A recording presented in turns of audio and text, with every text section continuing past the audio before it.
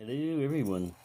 What I got here is a very interesting Reese Dimple lock that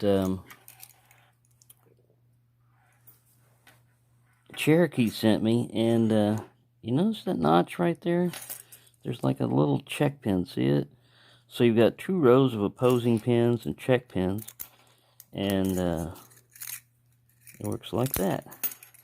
Well, I was looking at it and I thought, I wonder if I can rake this.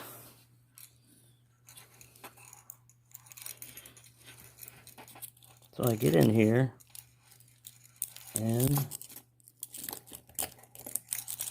I just kind of like go up and down on the, while maintaining pressure on this tension wrench. I'm just going up and down, and that rattling noise is going to annoy me. I think that guy acts like a check pin. There we go. Boom. So yeah, I started to try to single pin pick it, but oh, and you've got to rake it close too, because it won't just close up all the way. See, really just gotta, I think, hit that check pin more than anything else. There we go. Locked it.